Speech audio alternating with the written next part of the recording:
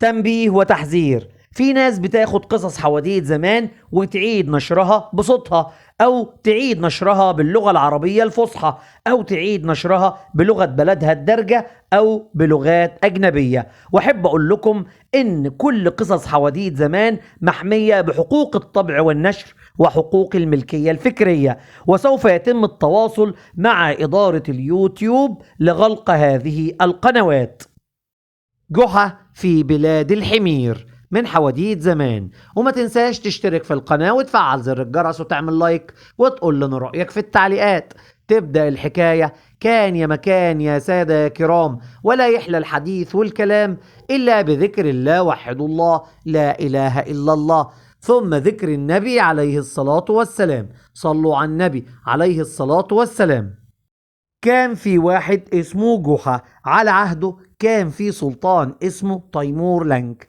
كان من عادة السلطان تيمور لنك انه بيحتل الدول، واي دولة السلطان بيحتلها كان بياخد الحمير اللي فيها ويروح يوديهم في مكان جنب قرية جحا.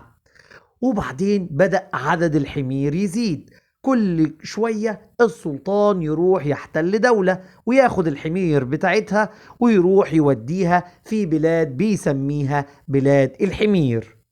بدأت تكتر أعداد الحمير، وبقى عددها كتير جدا جدا، لدرجة إنهم كانوا بيخرجوا من المكان المخصص ليهم وكانوا بيروحوا عند الغيط اللي فيه قرية جحا، ويخشوا كل الغيطان والحقول وياكلوا كل الزرع، ومحدش يقدر يتكلم علشان دول حمير السلطان. أهل القرية اتجمعوا وقالوا إحنا لازم نشوف حل لحمير السلطان، مين اللي يقدر يوقفها عن الفساد اللي هي فيه. وبعدين فكروا وقالوا مفيش غير جحا. جحا مقرب للسلطان وبيشوف السلطان وبيقعد معاه، هو الوحيد اللي ممكن يقنع السلطان إنه يودي الحمير بعيد. وبعدين الموضوع زاد والمشكلة زادت لما الديابة بدأت تسمع إن المكان ده فيه حمير، وبدأت الديابة تيجي وكانت بتهجم على قرية جحا. الموضوع في بلاد الحمير بقى خطير، لأن السلطان كل ما يعين ناس علشان تهتم بتربية الحمير، الحمير كانت بترفص وبتعض، وأي حد بيروح هناك كان لازم يترفص ويتعض ويروح متعور. علشان كده السلطان قال خلاص، أنا هسيب الحمير ترعى في بلاد الحمير. في يوم من الأيام ديب جه ونزل على بلاد الحمير، وراح علشان يصطاد حمار ياكله. الحمير أول ما شافت الديب طلعت تجري، ما عدا حمار واحد كان واقف خايف، ومن كتر خوف الحمار ما كانش قادر يجري، وبس قعد ينهق بصوت عالي من الخوف. الديب لما لقى الحمار واقف وعمال ينهق بصوت عالي، الديب افتكر ان الحمار ده حمار شجاع، وان الحمار بيستعد للقتال. خاف الديب وبدأ يرجع لورا على صوت الحمار العالي. الديب أخد بعضه وطلع يجري. واحد شاف المنظر ده وطلع يجري بسرعة وبلغ السلطان. السلطان قرر انه يعين الحمار ده والي على بلاد الحمير. جحا شال رسالة من أهل القرية وراح إلى قصر السلطان لمقابلة السلطان تيمور لنك علشان يعطيه الرسالة. راح جحا إلى قصر السلطان وقال له: مولانا السلطان، الحمير أفسدت على الناس عيشتها وبتدخل الحقول وبتفسد الزرع. السكان يا مولانا السلطان مش عارفين يناموا من كتر تنهيق الحمير العالي المزعج. يا مولانا السلطان، ممكن تاخد الحمير إلى مكان بعيد؟ رد عليه السلطان تيمور لنك وقال له: يا جحا، أنا خلاص عينت والي على بلاد الحمير، ممكن يا جحا تروح وتشتكي له وتقول له على مطالبك ومشاكلك وهو يحلها لك. رد عليه جحا وقال: عينت مين يا مولانا السلطان؟ رد عليه السلطان وقال: أنا عينت الحمار الشجاع، الحمار اللي خوف الديب وخلى الديب يطلع يجري. جحا قال له: إيه يا مولانا السلطان، أنت عينت الحمار؟ والناس اللي كانوا موجودين قعدوا يضحكوا على جحا. جحا ضحك قعد يضحك هو وكل الناس اللي موجودين ويقول له: يا مولانا السلطان، انت عايزني انا اروح للحمار واشتكي له؟ قال له: ايوه يا جحا. والناس تضحك على جحا. جحا قرر انه لازم يرد المقلب للسلطان، وزي ما يحصل يحصل. جحا بص للسلطان وقال له: مولانا السلطان، حضرتك سمعت نكتة الحمار اللي قال لأ؟ رد عليه الحمار وقال لأ. أول ما السلطان قال لأ، بسرعة جحا قعد يضحك وكل الموجودين كاتمين الضحكة بتاعتهم. جحا وقع السلطان لما قال له: عارف نكتة الحمار اللي قال لأ؟ فالسلطان قال لأ، يبقى معناه ان هو اللي حمار يعني.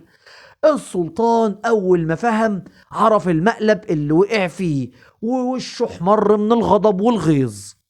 السلطان تيمور لنك أمر الحراس إنهم ياخدوا جحا ويرموه في بلاد الحمير علشان يتعلم الأدب، وقال لجحا: خليك بقى يا جحا قاعد في بلاد الحمير، خلي الحمير ترفسك وتعضك وما تعرفش تنام من أصوات الحمير، وكمان هتكون متهدد بالديابة، ممكن ديب ينزل ياكلك وهتبقى خايف طول الليل، ولما تسمع صوت الديابة هتترعب يا جحا، ده غير ريحة الحمير كمان يا جحا. انا بقى اللي هربيك وهعلمك الادب. جحا راح مع الحراس ودخلوه بلاد الحمير. اول ما دخل جحا بيبص لقى امير الحمير، الوالي بتاعهم اللي عينه السلطان تيمور لنك. الوالي ده كان السلطان ملبسه حلة من الحرير علشان يبان كده في وسط الحمير كأنه هو الوالي. جحا قال للحراس: انا عايز الحمار بتاعي يجي معايا في بلاد الحمير. وفعلا جحا اخد حماره ودخل جوه. الحمار بتاع جحا بدأ يتكلم مع الحمير، ولما اتكلم معاهم الحمير ما عملتش حاجة لجحا. في قرية جحا الناس خلاص فاض بيها وطفح بيها الكيل، مش قادرين يقعدوا من أصوات الحمير ولا عارفين يقعدوا من عواء الذئاب. راحوا بسرعة إلى السلطان تيمور لنك وكلموه وقالوا له: يا مولانا السلطان، ممكن تعفينا وتنقل الحمير إلى مكان آخر؟ السلطان تيمور لنك أراد إنه يعاقب الناس، إزاي يتجرأوا ويطلبوا طلب زي ده؟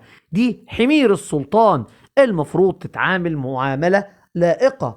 وبعدين السلطان قعد يزعق لهم ويقول لهم: فين حسن الجوار؟ فين إكرام الضيف؟ دي حمير فقدت أصحابها، أنا قتلت أهلها، والحمير دي ملهاش حد، انتوا ايه مفيش في قلوبكم رحمة؟ وعلى العموم أنا هبعت لوالي الحمير أجيبه. السلطان أمر الحراس إنهم يجيبوا له والي الحمير، الحمار اللي السلطان كان عينه أمير على بلاد الحمير. وبالفعل جابوا له الحمار. السلطان قال: أنا صورتي هتتحط فوق الحمار ده وهتلف كل المدينة، أنا عايزكم أول ما تشوفوا صورتي تعظموها، واللي مش هيعظم الصورة بتاعتي الجنود عارفين هم هيعملوا ايه كويس، هينزلوا على اللي مش هيعظم الصورة بالكرباج ويفضلوا يضربوا فيه لغاية ما يموت من الضرب والتعذيب.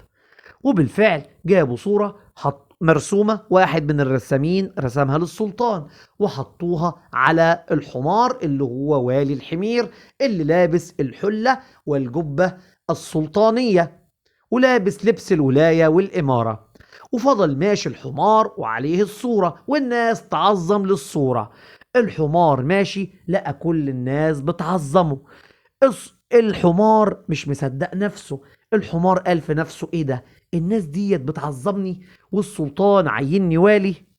الناس بتقول عليا اللي انا شجاع، يبقى انا اكيد شجاع وبطل وقوي.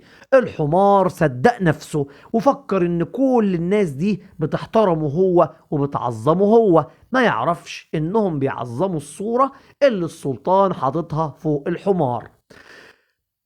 الحمار وهو ماشي قرر انه مش من النهارده انا مش هشيل حاجه، انا راجل والي وامير.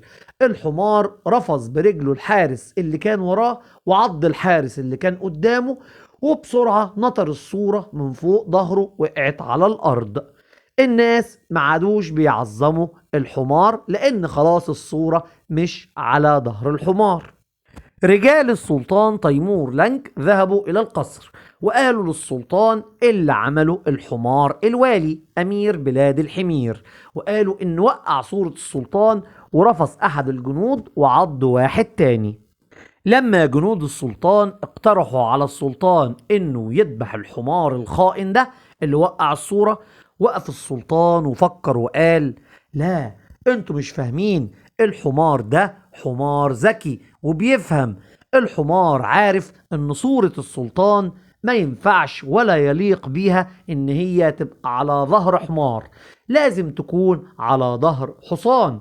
وعض الحارس اللي قدامه ورفص الحارس اللي وراه لانه هو احسن منهم هما الاتنين. البني ادمين بيعملوا ذنوب ومعاصي، لكن ده حمار حيوان، لا بيقتل ولا بيسرق ولا بيعمل اي حاجة، حمار بريء. علشان كده انا بقتل في الناس في اي بلاد لان الناس تستحق القتل، اما الحمار ده حمار طيب ما عملش اي حاجة. الناس قالوا للسلطان: يعني انت يا مولانا السلطان بتفضل الحمير على البني ادمين؟ رد عليهم السلطان وقال: انتم اللي ابتديتم، انتم اللي استعبدتم الحمير، انتم اللي حملتوها فوق طاقتها، انتم اللي بتضربوها، انتم اللي بتشتموها، انتم اللي بتحتقروها. علشان كده الحمير لازم تاخد حقها، انا دايما في صف الضعيف. السلطان تيمور لنك أراد إنه يكرم الحمار الذكي الشجاع والي بلاد الحمير، وقعد يفكر كده: يا ترى أكرمك إزاي؟ بس أنا أكرمك إني أخليك حصان. بس أخليك حصان إزاي؟ أقطع ديل حصان وأركبه مكان ديلك؟ مش هعرف، مش هينفع. طب وبعدين أطولك إزاي؟ أعمل إيه؟ السلطان تيمور لنك جاب المستشارين والوزراء والأمراء وكبار رجال الدولة، الحاشية والديوان اتجمعوا. السلطان وقف وقال: الحمار ده أنا عايزه يبقى حصان، إزاي؟ أنا معرفش، وأنا هخليه الحصان الخصوصي بتاعي.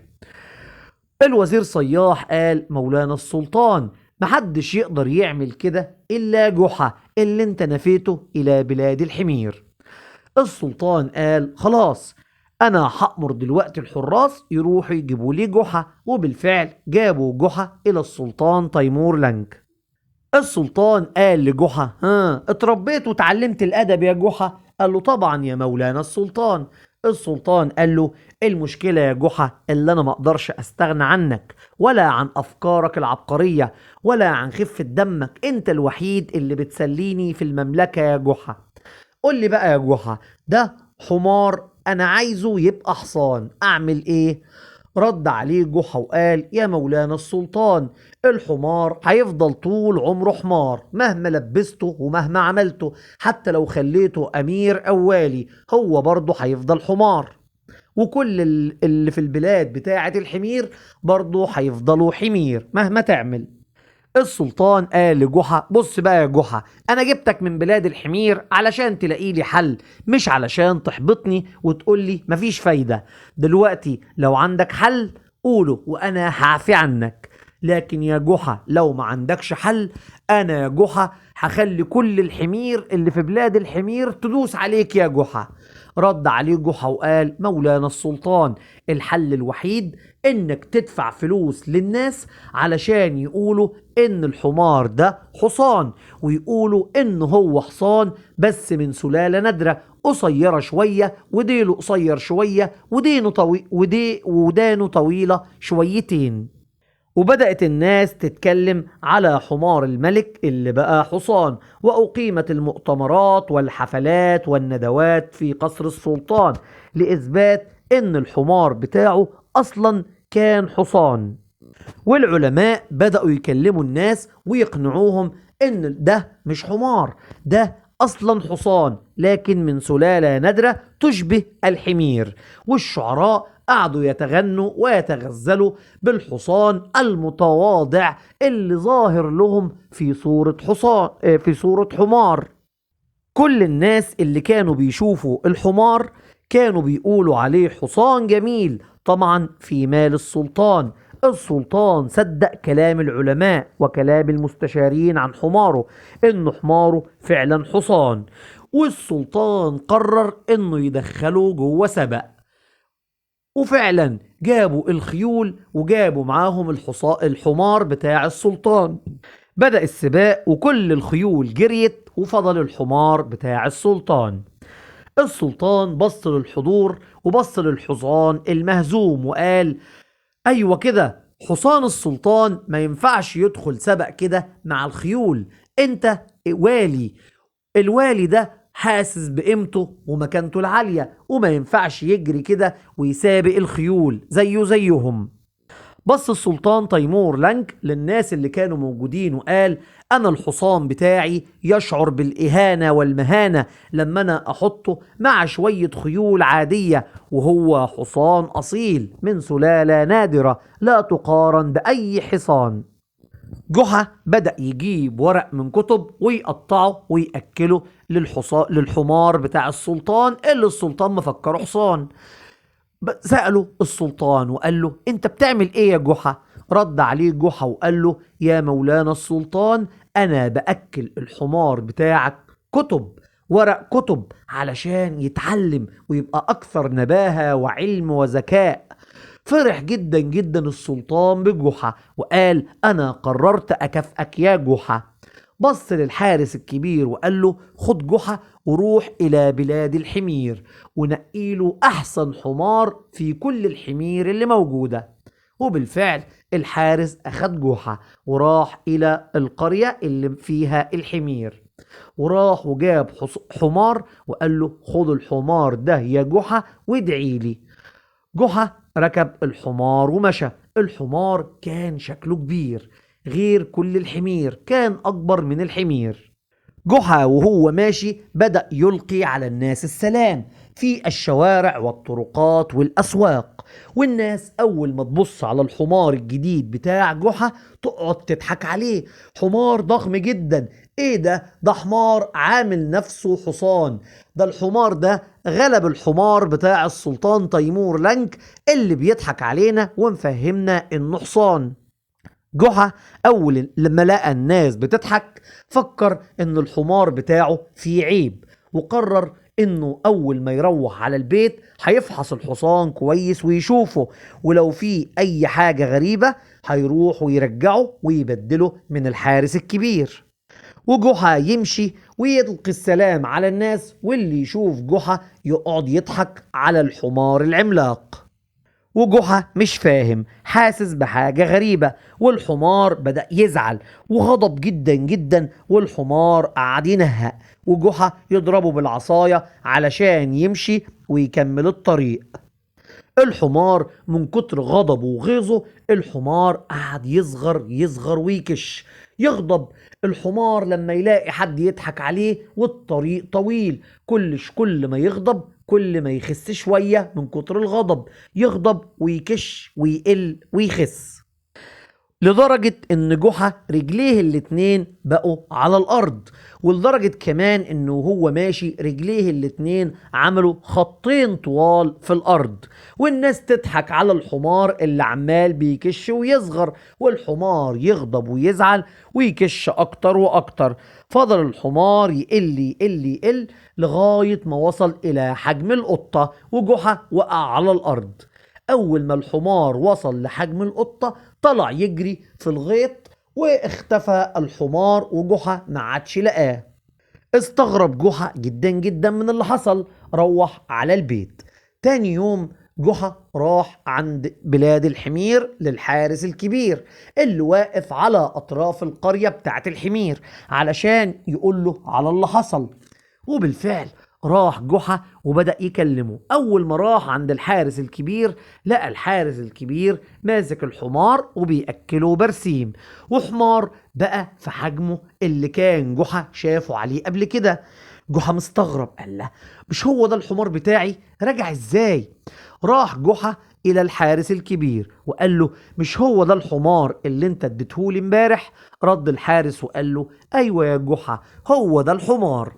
رد عليه جحا وقال له طب ازاي رجع لك؟ رد وقال له ما انت عارف يا جحا، الحمير بتبقى عارفة الطريق.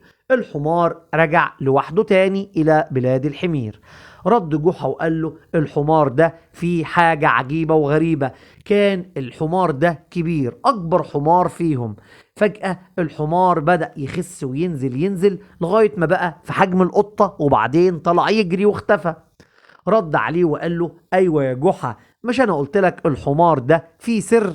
انا هقول لك على السر بتاعه. ده حمار نادر جدا جدا، كان بتاع واحد ساحر هندي. الحمار ده يا جحا فيه حاجة عجيبة، ما تعرفش ايه اللي بيحصل له. الحمار ده لما بيكون مبسوط جدا جدا وفرحان، الحمار بيكبر ويكبر ويكبر. لما بيكون زعلان بيبدأ يخس جدا جدا مع الزعل والغضب. جحا قال ايوه علشان كده. جحا ركب على الحمار وكان مستغرب جدا جدا من الحمار العجيب. قرر جحا انه المرة دي هياخده وهيمشي بيه، بس من مكان تاني مفيهوش حد يغضبه ولا يزعله. جحا وهو ماشي اشترى بردعة ملونة وحطها على ظهر الحمار، واشترى كمان شمسية للحمار علشان تحميه من الشمس، وجاب كيس من الجزر وعلقه في رقبة الحمار عشان الحمار يوطي رقبته ويوطي راسه جوه الكيس وياكل من الجزر. وفضلوا ماشيين وجحا عمال يغني للحمار ويطبطب على رقبة الحمار. الحمار بقى مبسوط جدا جدا وفرحان. كبر حمار جحا وأصبح في حجم الحصان، والناس استغربت ايه ده، حمار في حجم الحصان دي تيجي ازاي؟ ماشي جحا يغني للحمار والحمار مبسوط بالشمسية ومبسوط بالجزر، ينبسط الحمار ويفرح وحجمه يزيد ويكبر، بقى في حجم الفيل. وبعدين بدأ يكبر يكبر يكبر لغاية ما أصبح قد الجبل. الناس بصت كده على الحمار العملاق، عمرهم ما شافوا كده. لقوا جحا راكب فوق الحمار باين وكأنه نقطة فوق الحمار. قعدوا يضحكوا. جحا لما لقى الناس بتضحك قعد هو كمان يضحك، والحمار لما لقى الناس كلها عمالة بتضحك وجحا بيضحك هو كمان قعد يضحك، وفكر ان الناس وجحا بيضحكوا علشان هما مبسوطين. جحا عايز ينزل من على ظهر الحمار مش عارف ينزل. يا خبر، وبعدين انا هنزل ازاي؟ قعد جحا يفكر، وبعدين جحا قال بس ازعل الحمار علشان يخس ويقل واعرف انزل. جحا رمى الشمسية وخلع كيس الجزر ورماه، وكمان بطل يغني للحمار وقعد يضرب الحمار بالعصاية، والحمار يغضب ويزعل، وفضل يقل يقل يقل لغاية ما أصبح حمار عادي. وجحا نزل من فوق الحمار. جحا راح للحارس وقال له خد الحمار ده، خلاص أنا مش عايز منكم أي حمير، أنا كفاية الحمار بتاعي. راح جحا إلى قصر السلطان تيمور لنج. السلطان كان قاعد وكان معاه الحمار بتاعه اللي هو مفهم كل الناس إن ده حصان. وصلت لدرجة إن اللي يقول على الحمار بتاعه حصان هيتقطع رقبته، يبقى راجل خاين على طول. وبعدين السلطان قال لجحا ايه رأيك في الحمار بتاعي يا جحا؟ قال له حمار جميل يا مولانا السلطان. السلطان قال له انا كنت بختبرك يا جحا، ده مش حمار ده حصان يا جحا، تحب اطير رقبتك؟ جحا عايز ينجو من غضب السلطان، قال له مولانا السلطان انا شايف ان الحصان بتاعك زعلان شوية، انا ممكن اضحكه وممكن كمان اخليه يعيط. السلطان بص لجحا وقال هتضحكه ازاي يا جحا؟ جحا قال له استنى. راح جحا ووشوش الحمار قعد يضحك يضحك يضحك، والسلطان مستغرب ايه ده، انت ضحكته ازاي؟ قال له لو عايزني اخليه يعيط اخليه يعيط. قال له طيب روح. راح فعلا وقعد يوشوشه. الحمار قعد يعيط يعيط يعيط. السلطان قال لجحا: قول لي بقى يا جحا، انت قلت ايه للحمار او الحصان بتاعي خليته يضحك كده؟ رد عليه جحا وقال: انا قلت له: انت عارف مين سلطان الحمير؟ سلطان الحمير يبقى السلطان تيمور لنك، ده سلطان على كل البلاد بما فيها بلاد الحمير، فقعد يضحك عليك يا مولانا السلطان اللي انت سلطان الحمير. السلطان قال له: طيب وخليته يعيط ازاي يا جحا؟ رد عليه جحا وقال: قلت له يا مولانا السلطان ان لما السلطان ده يموت عياله هيبقوا هم السلاطين من بعده عليكم. وقعد يعيط من بعدها ويقول: ايه، طب احنا قلنا مش مشكلة هنستحمل السلطان، كمان هيجي عيال السلطان. السلطان قعد يضحك بس ابتسامة الغضبان وقال له: ايه قصة امير الحمير دي يا جحا؟ انا وعيالي ونسلي هنبقوا امراء وملوك على الحمير؟ رد عليه جحا وقال: انت يا مولانا السلطان اللي عملت بلاد للحمير. السلطان قال: لا، انا مش ملك الحمير يا جحا، انا ملك البلاد. أمر السلطان الحراس إنهم ياخدوا الحمير ويروحوا يشتتوها ويبيعوها في كل البلاد زي ما كانت. السلطان قال: أنا اللي غلطان، أنا اللي جمعت الحمير من كل بلاد العالم في الأرض دي، ودلوقتي أصبحوا وباء وخطر، علشان كده أنا هرجعهم تاني زي ما كانوا. دخلوا الحراس على الحمير بالعصيان وقعدوا يضربوهم وقعدوا يكرشوهم ويمشوهم، ولما مشوا رجع الأمن والأمان تاني لقرية جحا وللبلاد اللي حواليها قرية جحا. والحمد لله فضلوا قاعدين اتخلصوا من الديابة اللي كانت بتيجي ورا الحمير. الديابة رجعت تاني للغابات بتاعتها، ما عادتش بتيجي في بلاد جحا، وكمان صوت الحمير العالي ما بقاش بيطلع. الحمد لله الغيطان والفساد اللي كان فيها كله راح، وعاش قرية جحا، وعاش جحا بعدها حياة سعيدة. وتوتة توتة فرغة الحدوت. لو عجبتك دوس لايك، قول لنا رأيك في التعليقات، وما تنساش تشرفنا باشتراكك في قناتنا التانية حكايات زمان. سلام عليكم.